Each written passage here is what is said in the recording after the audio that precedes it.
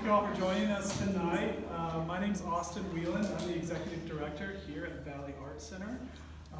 Before we get started, I just want to thank our jurors for picking a lovely show. They had their work cut out for them. There was almost 500 pieces that were entered, and they cut it down to 50, so that was a big task and a big ask of them. So thank you all for your time. I know it's a difficult process. Before we get into the Q&A, just a couple of things. I want to thank our lovely sponsors for this evening, Carnegie Investment Council. They've been a great partner to us for years, sponsoring this event, helping with Art by the Falls, and a number of other things. So thank you for all of your work. We really appreciate it.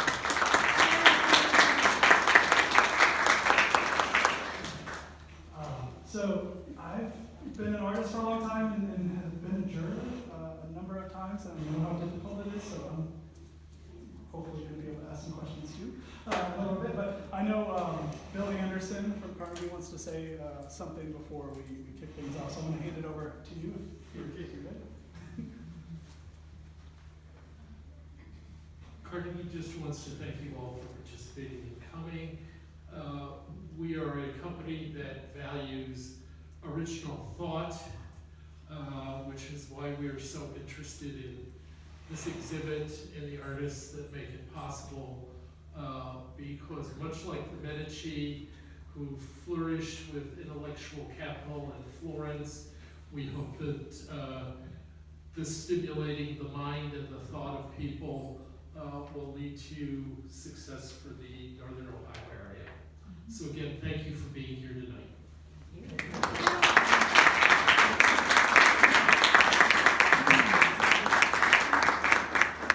I'm going to turn things over to Julie Paulsonielli, our Assistant Director and Gallery Manager, and she's going to ask the jurors some questions. So, he spoiled it. My name is Julie. I am an Assistant Director and a Gallery Manager here. The way tonight's going to work, if you haven't been here before, I'm going to have a moderated conversation with our jurors here. And then, so that'll be about 20-30 minutes, and then we'll have about 15 minutes of questions and answers. So if you have something, keep it in your mind. We will definitely be exploring. So first off, it's going to be a hard hitter right away. Can you share a bit about your background in art? I guess. Hi, I'm Peter Brooks, and I am a mixed media artist myself, but I find myself more recently in the last couple of decades in arts administration. I previously have worked at MoCA Cleveland. I've been at the Cleveland Institute of Art, and I now, most recently, I'm the Director of Operations at Spaces Gallery in Hinchtown. So as I don't spend as much time in my studio as I would love to, as you all know, when you get kind of buried into a position, but I think I'm doing good work for artists, and that makes me happy. And it does take a bit of creativity to run a nonprofit organization, so I think that a lot of my background comes through the work that I'm doing.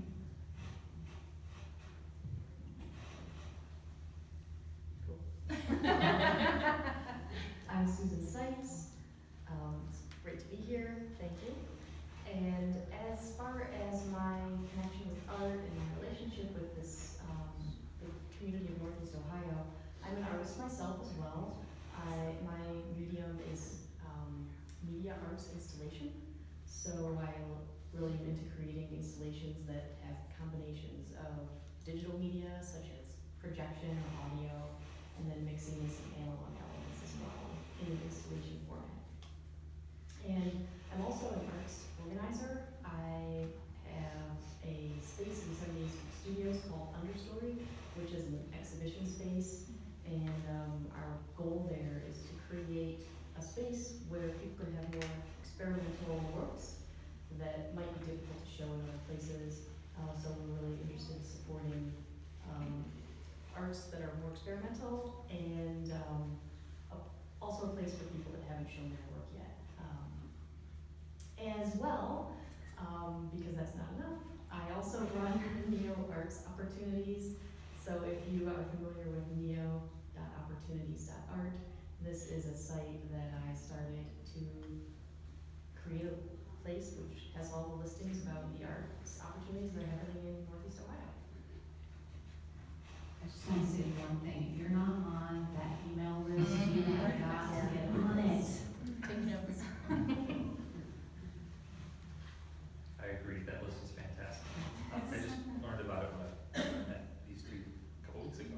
I'm Ben Lambert. I'm a ceramic artist primarily, but I do a little bit of trying to dabble, I guess, with drawing and painting on ceramic.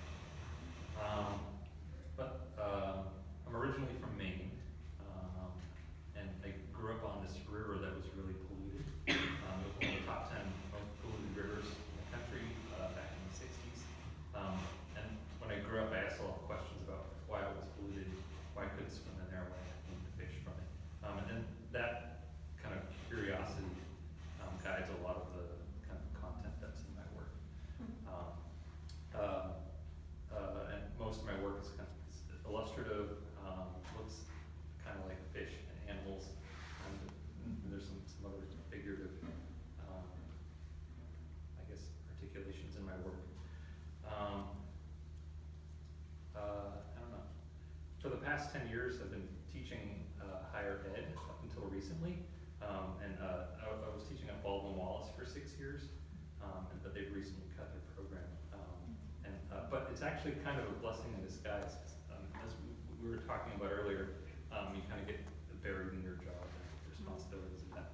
And now I'm trying to figure out how to become a full-time artist, really kind of dive into the studio. And I've been working at the Screw Factory with Kristen Klippel in her studio, trying to make some work there. So that's where I'm at right now. And yeah, I think that's it. All right, and so this exhibition has about 500 artworks that are submitted. It's now it's an online jurying system, and we get questions about that. We used to actually live jury, meaning the artworks would come in, and we had to shut the Valley Arts Center down for about 3 days to do so, which is why we're now online. But with 500 artworks, what qualities do you look for when you're evaluating a piece of art? Can I go first? It would be, first it's how the artwork looks initially is always where I would start.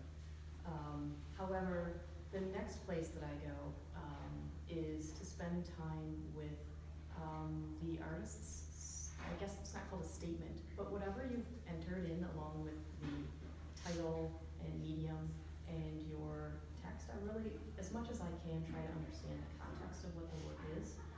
And so I know a lot of you really carefully crafted those thoughts, and I would encourage you to do so for all of your submissions in the future. Do you want to add? Sure.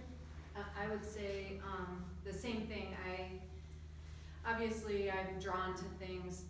I'm a mixed media artist, so I find myself sort of drawn right away to things that are kind of have a lot of different things going on, because I want to know, like, what's the material and how did they do it, and but with other things that I know, okay, this is like a 2D painting, or I really do look at content then next. So I always, for every work, read through. I know people think that maybe whatever I write here, nobody reads it, but it's true that we do read it, and I find myself drawn to things that are really thoughtful, and where someone really was building a story around the work that they were creating, and so I think that's where I go next.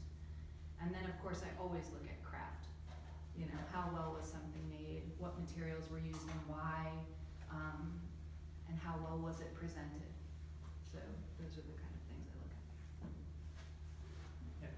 I think I'm gonna cut the mics. Sorry? I think mics are turned The off. mics are, okay, So so, we're just gonna be very loud. what am I gonna hold? Bring your teacher Dinner voice. table. Bring your teacher voice. So, I have a pretty similar process to what's been said already. But I think unless I'm on the fence about something, I tend not to go to the statements right away, but they definitely, if there's, I don't know, my process was, since there's 500 pieces, you go through really quickly, and just kind of make these gut reactions.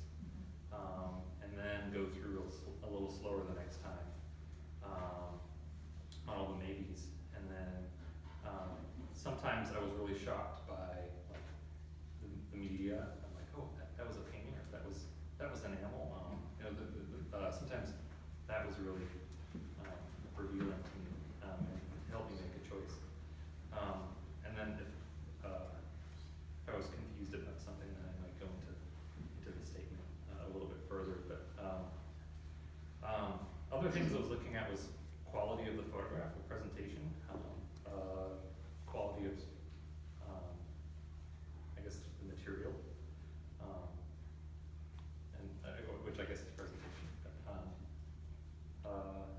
And I was also looking for work that I felt like had a unique voice, something that like felt like it was a little bit unique and a little bit surprising. And it's not always easy to describe what that exactly is, but you kind of feel it when you see it.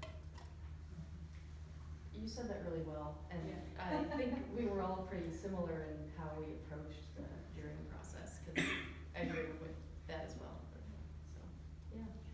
I do like to look for that sort of that unique voice or a different way of presenting something, or, you know, a lot of things, something that I haven't seen before or haven't seen quite like that before.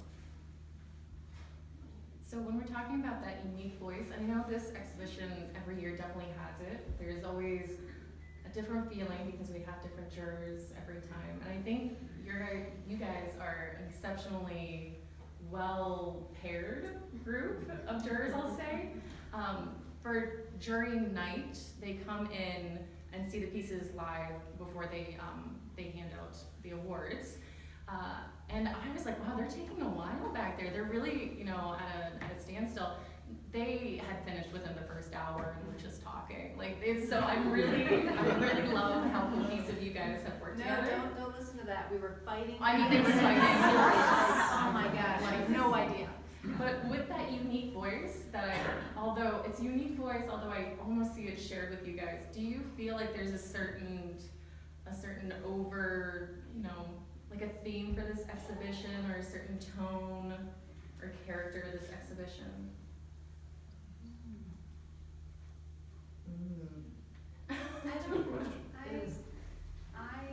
I don't know if I could say that there was necessarily, for me personally, and you all may disagree, but what I feel like we were representing here is this sort of the many diverse voices and this sort of like exploratory sense about a lot of the works that we selected.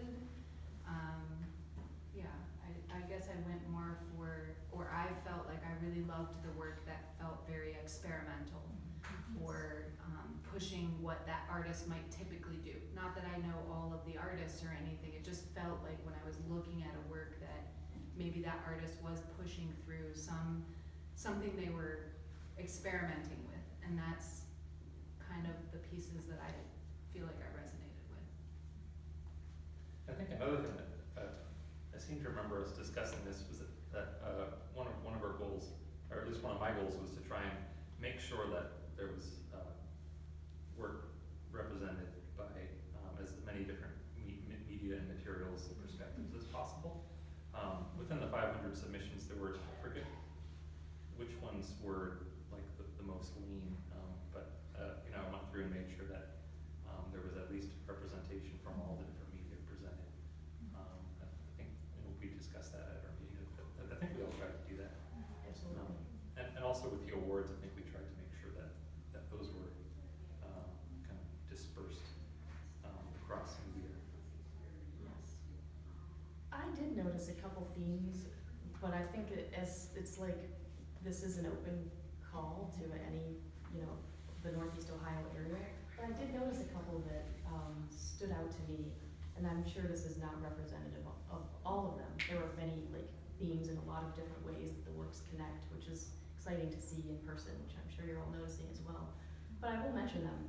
And I made some notes, so if you see me glancing down,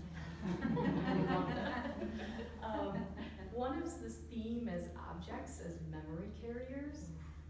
So how some works either like actually capture those memories and like make that part of the material, like this gorgeous piece here.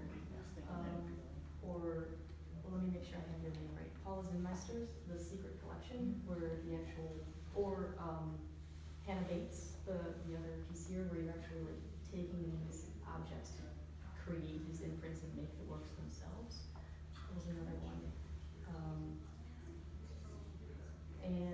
Or Allie, I'm sorry if I don't say your name correctly, Gemmer or Gemmer, I'm sorry, where this is a drawing of an object that has all of these memories in it.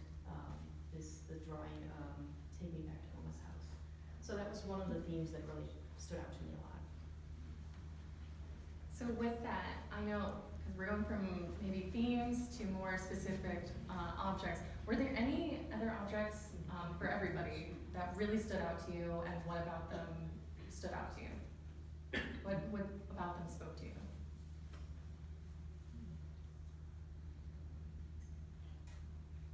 I don't, I mean, so many.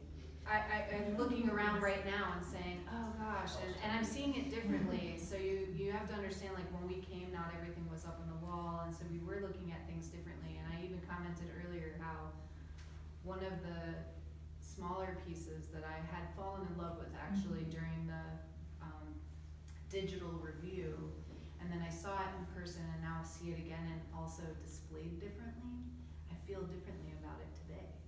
And so, you know, I just think I really, again, I'm just gonna go back to like, I have a tendency to lean towards work that's more mixed media myself personally, but I also like lean into that like craft and composition and content. And so there's so many works that I could say really moved me.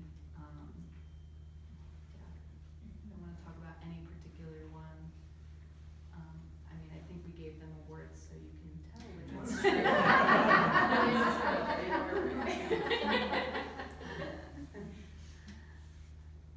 Yeah, that's a hard question. Yeah, I feel like I could have an answer for many of the pieces here. So did you notice, did you have it? No. You don't? A very diplomatic answer, I do appreciate that. So when you're looking at the 500 submissions, did you notice, I know we talked about the tone and character of this exhibition, but overall in those 500 submissions, did you see any emerging trends that are happening? I know this exhibition is actually within a certain range of Chagrin Falls. So these are mostly Northeast Ohio artists. So really it's asking about the trends of Northeast Ohio art. I don't know if you saw anything that.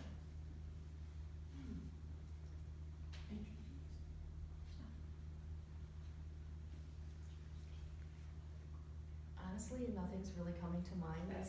I mean, there are certain pieces that have some, like, a certain connection to Northeast Ohio, which, of course, there's a connection to place. But I didn't find anything uniquely as far as artists' voices. Like a lot of them are universal themes. Absolutely. We're all agreed? Yeah, I told you I these guys agree. are so cohesive. They're very cohesive.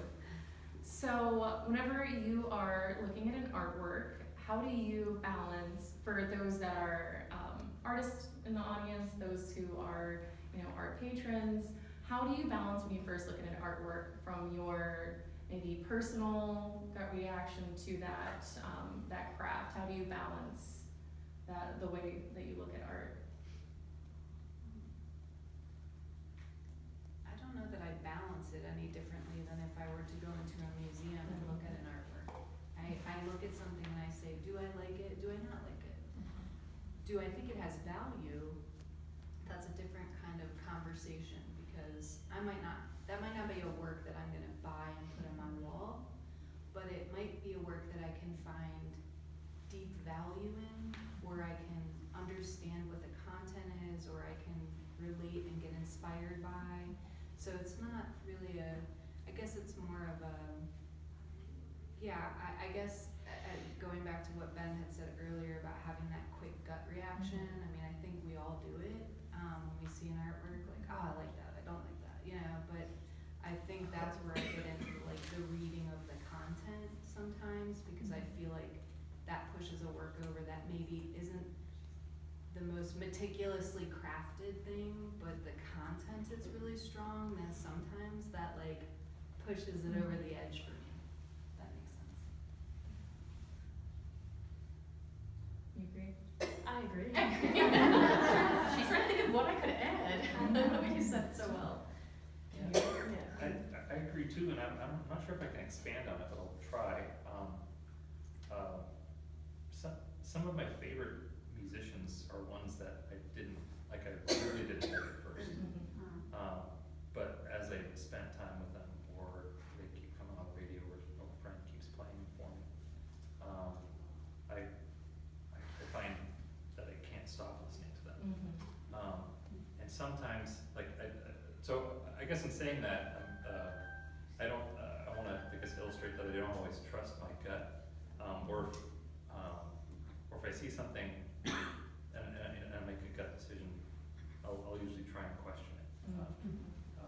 Not necessarily in the moment, but as I go back through the second round, try and figure out what it is that. So like if I don't like it, why don't I like it? It's a reaction. So there's something in there that maybe I'm missing or not quite appreciating. And as a person dealing with students for the past 10 years, I'm also trying to figure out what was the artist attempting or trying to say, or what was their perspective through the work, and maybe they were trying something kind of novel that I don't know is just I guess a little bit outside of the norm, something a little bit surprising. So I don't know. Even though you don't like it, doesn't necessarily mean it's a bad thing at first. That sounded really good. Like I said, it was a real fight. Just to add on to that, I suppose that I do the works that might make me a little bit uncomfortable, or that I think might make other viewers uncomfortable. I really am interested in investigating those, so those catch my eye naturally. So in addition to what you both said. So, getting back to the jurying process, what drew you to say yes to becoming a juror for the 54th annual Juried art exhibition? Well, you very kindly asked me.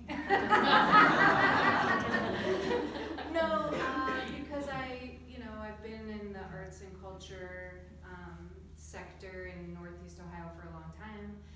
As my new role at Spaces, which started in March of this year, I'm very interested in just, again, staying connected to everybody that's in this region. And so it's a good way, I think, for people to see a lot of artwork at once and get a sense of a lot of artists that maybe I haven't met you somewhere, or I haven't seen you at a show, or you haven't shown at Spaces or some of the other galleries I've been to.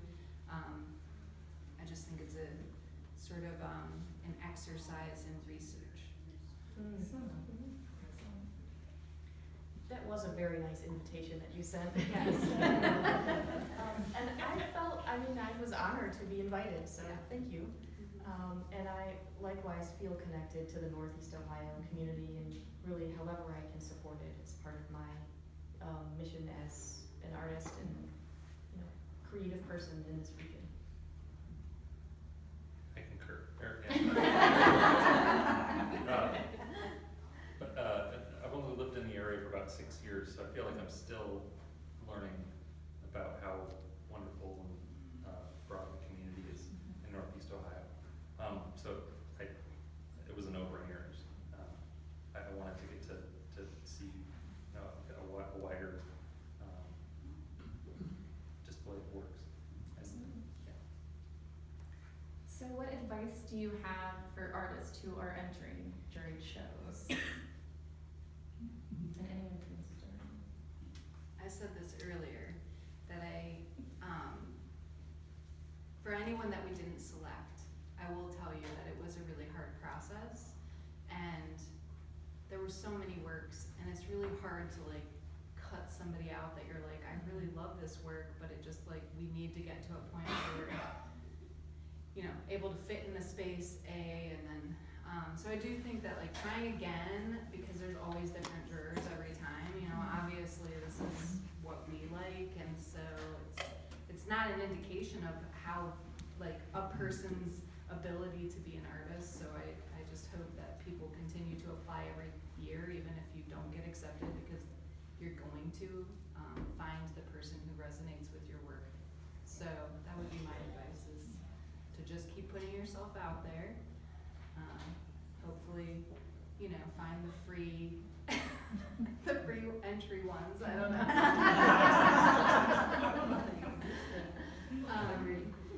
Or support the organizations that you That's right, like that's this right, one. I'm sorry. There's my nonprofit hat when I That was my artist hat talking. I think besides what you mentioned earlier about the technical aspects of making sure that you have a high quality photograph, it's really, I like being organized with all of my work, all of my statements, everything, so that it's really easy for me to apply to opportunities. So sort of the logistics side of things. And I think exactly what you said, we all have to, as jurors, we all have different things that do create that spark, that first approach that we're taking, or how we're viewing art. So there will be the right place for your art, for anyone that's, I mean, you're all here, but for everyone else that whose work didn't get to get into the show, there will be the right place for it. Yeah, I think that's excellent advice. I know you were saying earlier that you used to have jury in person, live jurying, and that's getting more rare. I've definitely noticed that there's looking at works and photographs is very different than looking at them in person. So it can be really challenging to take a photograph that represents your work really well. So thinking about how, I don't know, how to think of creative ways to, I don't know, describe the uniqueness of your work while also making it, I guess, professional. I don't know. I think as an artist that submits work myself, I often struggle with that. Like how do you best represent your work? But I think just taking quality photographs and making sure that your work is represented well digitally, and ask other people. Like it's like, you know, like writing a cover letter or something like that. Have someone else proofread it or take a look at it before you submit your applications. Along those lines, your friends and colleagues probably know about other shows that would be good ones for you to submit to. Yeah. And then there's also this email list you should get on that Oh, tells yes. you about all the opportunities that you can apply to. What's that email list called again? What is that list? That is neo.opportunities.art, and it is free. And it's on Instagram too? It is. They follow for free? And none of us get a kickback for It's true. that. So this is gonna be my last question for you guys, so start thinking about what questions you would like to ask. But is there a certain feeling, or is there a certain takeaway that you got from during this exhibition, or seeing the final exhibition? And is there a takeaway that you would like visitors to have from seeing this exhibition? Northeast Ohio artists rock. Yeah. That's all I can say about it. There's incredible talent in this region, and it's not often shouted from the high hilltops, and it should be. And so that's what I think you should take away. There's a lot of talent here. I 100% agree. And also, like, just looking at the wide variety, I think that is representative of Northeast Ohio as well. From the mediums, to the styles, to the themes, to the concepts, it's incredible. I don't think I have anything to add. So to credit this. Yeah, I agree. Yes. questions from the audience. We'll start with Ms. Lori D. up front. I've been to a lot of these. I was one of the volunteers that used to help parade the art in front of the jurors. And that was, it was always so fun to hear the comments, so I kind of missed that. Two things. My first impression when I walked in on opening night was, oh, big stuff in here. It's not big stuff. And so what I wanted to know from you, two things is like, what surprises you from looking at it on digital? Is there any particular piece in here I was like, whoa, I didn't know it could look like that, you know? And, yeah, and just how it's displayed, is there, you know, I know I'm always impressed with what she does.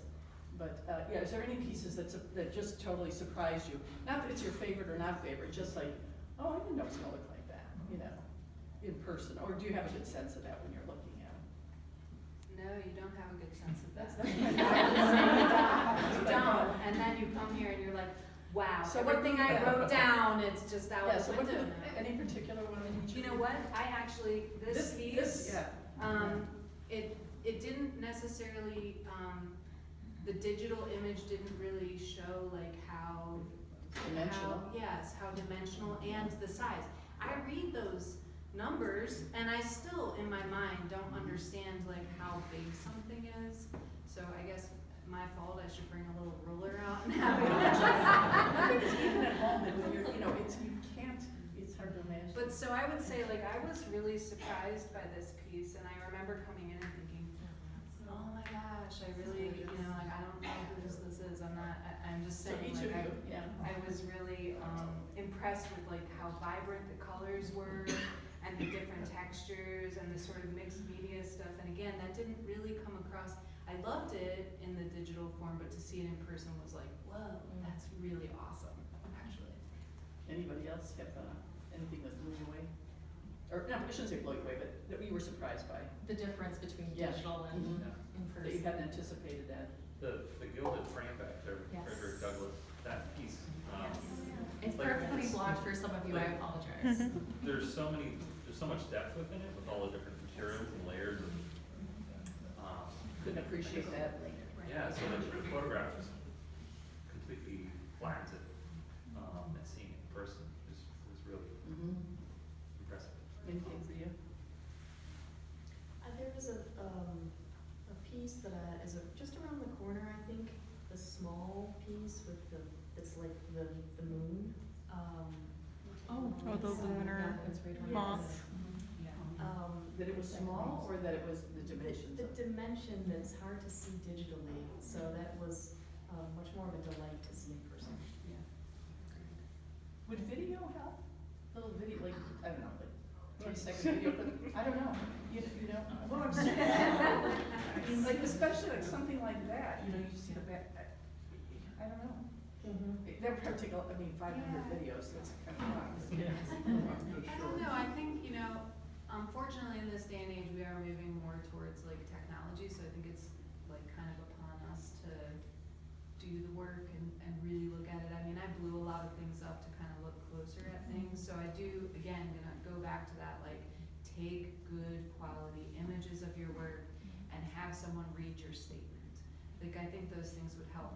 I will say I enjoyed that it was kind of a two-part thing. We looked at it online and then we came in person, because as I mentioned, I think it really did shift some of my selections to see it in person, and then you are wowed by like, whoa, that's way bigger, or This is that's a big- way this is a smaller big than I shot. thought it was gonna be. Like that photograph over there. Absolutely tricked me too.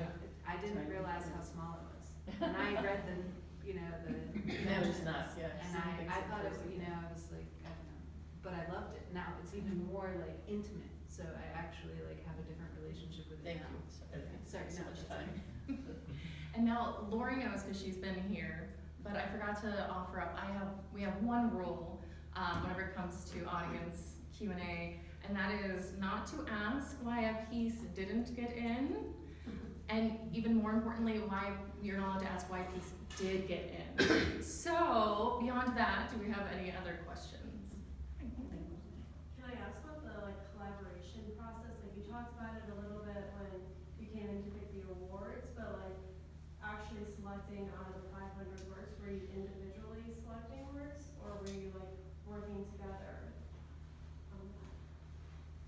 We were individually selecting works. So I was at my house on my computer, and I don't know where you all were, but I imagine you were on the computer somewhere. Yes, I was not at my house, but I was on a computer. And yes, we each did our own selections and then they're aggregated in some magical way. They go off of a 5-star system actually with half stars. So they enter, and we go through the average of that, and then we build it from there. Thank you. Absolutely. Do we have another question? Judy? When you're looking at everything on the, like from the 500, because once you got here to do the prize judging, it was already a done deal. When you did the 500, was there anything in your mind as far as like curating a juried show, like where you're thinking, we're kind of going in this direction, let's sort of, shift and do some call and answers, or, was that in your mind, or did you look at each piece individually and like, yes, no, maybe, like that? It's a good question. That is a good question. Especially because we have some gallerists here too, so. Yeah. And I've been a part of juries before where there's been that discussion, but it's really hard to do it if we're separate. I'm sure there were some ideas in my mind about theme, but I think, because I knew that the two of you were doing your own separate selections, I guess I was just trying to, I guess my main goal was to try and get as broad of a spectrum of pieces in there. I didn't mention this earlier, but there's definitely a point where you could tell that there was like 3 or 4 pieces that were done by one person. Okay.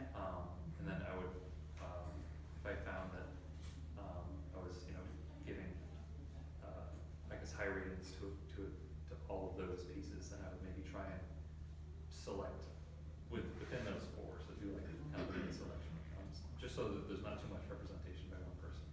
Because there isn't, everybody only has one piece, right? Or are there a couple? There's just one, I think, that has two. Oh no, every artist is Oh, is that one two? piece. Mm-hmm. Oh wait, Gretchen Gross, Gretchen Gross, excuse me, yeah, that's a diptych. Oh, yeah, it's just one piece. One piece. So did it work out that way, or was that calculated? That's calculated, and that's actually, so that's a new thing that we did, I think about 3 years ago.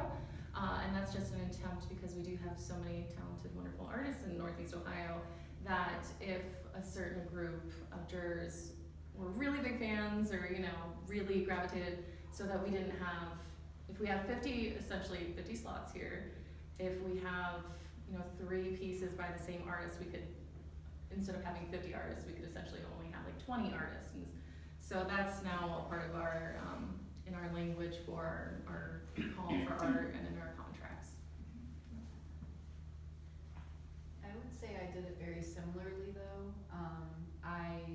You can tell to some degree like that this might be the same artist, and so I kind of looked at those works and said, of these 3 or of these 4, which one do I really love? Because again, I think of it as, I even emailed Julie because I was like, okay, so should I be, what do you want me to look for here, and how should I do this, and then I came to my own thought about a community show. It's a community show, and so therefore I do need to, when we talk about looking at different materials and different artists and different content, you want to be representative of the community, so you need to figure out how, as you're jurying it, you can do that. And that's how I did it when I was going through, was to, again, try to be pretty broad sweeping with the range. But as I could tell, if it was a same artist, I would pick my favorite. I also did that, and this is funny because we did not talk about that. Just from a logistics point of view, you all know that you entered into a certain category, whether that was jewelry or painting or whatever it might have been. So I would look at the category as a whole to make sure that I could look at that at once, so that there was a range of rankings, styles, mediums, approaches in each of the categories. And that's interesting too, because I actually selected the option for it to come up randomly for you guys. So I love that you guys were like, no, I'm gonna go ahead and just do it this way. So that's really, really I interesting. didn't realize I could do that until like the end. And that's when I did like the fine tuning. Mm-hmm. Yes. Fine tuning. Very nice. All right, I think we have enough time for one more question, if we have it. Let's go. I might have one, that's for you actually, Julie, yeah, turning the tables. Okay. So, this is 54th year for Yes. the show. As a gallery director, where do you see this exhibition yearly going? That's a very good How question. would you do it differently? What would you change or develop, or what's your vision is? So I will say, I think that we're really heading in a very exciting direction, first of all. There's no shortage of amazing artists or jurors. We are spoiled with the amount of talent that we have in Northeast Ohio. I definitely see us every year expanding our artist pool to different mediums and to different areas in Cleveland, which gets you different artists. So I definitely see the art changing a little bit. So we're just, every year, it's a new caliber to get into this exhibition. So this year, there's a 10% chance of getting in. So my goal as a gallery manager is to keep expanding the pool of artists that we have coming in so that we're bringing in new stories. So I'm seeing higher caliber, I'm seeing new stories, and I'm seeing also a trend towards more challenging artwork, which I think, in looking at this exhibition earlier, I know you guys said that you didn't see too much of a theme, but I think in this being my 4th Juried show, you really do see a change every year. And so last year, I was talking a little earlier, that it was very much almost like an Alice in Wonderland. It was like very fairy tale character. And this year, there's a real trend towards identity, but then also body. And some of those bodies are not currently living, as you see around us. So I would say higher caliber, more stories, and possibly a little bit more challenging art around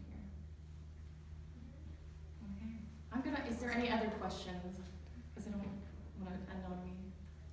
Okay, so we're gonna end on me. I did want to say, just so everybody knows, before we get up and finish the wonderful treats that we have in Classroom 4, there is another event that we have for the Juried exhibition. It's called Ekphrastasy, which is a very long Greek word. Essentially, it is a poetry night where the Cleveland Heights laureate has picked 4 poets, and they've all picked 4 or 5 artworks from around you and have written original poetry.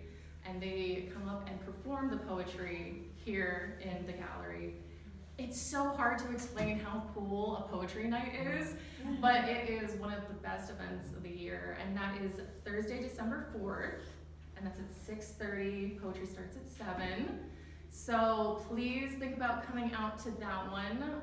But more importantly, I want to say thank you all for coming out to Spring Falls tonight. And a round of applause for our jurors. So thank you.